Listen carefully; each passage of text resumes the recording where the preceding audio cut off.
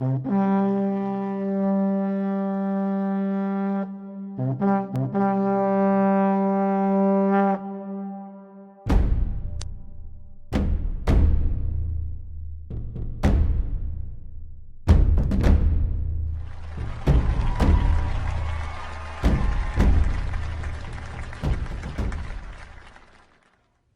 now, we must turn to the issue of gun violence in America today, because the latest mass shootings in Aurora, Colorado, and Newtown, Connecticut leave us all, liberal and conservative, Republican and Democrat, appalled and disgusted at the carnage. Now, some people, and that includes many of you in this room tonight, want to place the blame for this horror on things like 30-round magazines or semi-automatic rifles. We want to blame something, anything that we can control. But what we really want to ban is violence and murder and insanity. Now, we don't talk about that, though, because deep in our hearts, each of us knows that violence and murder and insanity are built into the human condition and likely always will be. You know, there are two kinds of animals in this world, predators and prey. No one watches a leopard chase down a gazelle and denies that the gazelle has a right to use its hooves and horns to protect itself from the predator. But there are people in this room tonight and all across the country who would deny that same right to self-defense to other human beings. Such people seem to think that the way to stop the leopard is to cut the horns off of the gazelle, that by somehow making it easier for the predator will simply go away. My friends, this is insane. When you make it easier for the predator, you get more predators. So let's start with the so-called assault weapons, more properly known as semi-automatic rifles. In 2011, the total firearm murders came to 8,583, according to the FBI. Now, during that time, the total murders committed by rifles, all rifles, not just semi-automatic rifles, were 323. That's 3% of all murders.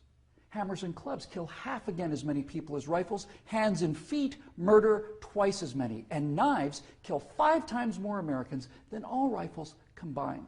Preventable medical errors kill about 98,000 people per year. Medical malpractice kills more than 12 times as many people as are murdered in the U.S. each year. That's more than 300 times the number killed by all rifles, not just the so-called assault rifles. And yet, no one talks about limits on hammers or knives or doctors or hospitals. No one does that because the good we perceive from hammers and knives and doctors far outweigh their perceived harm. And yet, studies show that firearms prevent anywhere from 800,000 to over 2 million violent crimes every year. The lowest estimate means that 100 times more violent crimes were prevented with firearms than the total murders committed with firearms. That's 100 times as many. Now, in October of 2007, Amanda Collins was walking to her car after a night class at the University of Nevada at Reno. Amanda had a concealed carry permit for her 9mm Glock that she carried for self-defense. Unfortunately for Amanda, UNR is, like most college campuses, a gun-free zone. So, like the law-abiding citizen that she is, she did not have her gun with her in this gun-free zone when she was attacked by James Bila. Bila raped her on the UNR campus less than 300 yards from the campus police office. He then walked away, and a few months later, this human predator went on to murder 19-year-old Breonna Dennison. Amanda Collins went on to say, quote, "I know, having been the first victim, that Breonna Dennison would still be alive had I been able to defend myself that night," unquote. Therefore, I am directing the virtual Attorney General to aggressively challenge any gun control laws that violate Amanda Collins' right not to be raped and Breonna Dennison's right not to be murdered. You're not forced to abandon your First Amendment right when you enter Chicago or New York, or your Fifth Amendment rights when you walk onto a college campus. As virtual president, I will veto on the spot, without hesitation, but with a great deal of pleasure, any and all attempts to destroy any of the Bill of Rights, of the Constitution of the United States of America. Because, when it's all said and done, the Second Amendment to the Constitution is not there to protect us against criminals, and the people calling for gun control know this. That's why they want gun control instead of crime control. That's why they want laws that, at the stroke of a pen, turn law-abiding citizens into criminals. The Second Amendment is there to protect the American people from tyranny. The Second Amendment is there to protect the American people from politicians. The Second Amendment is there to protect the American people from us.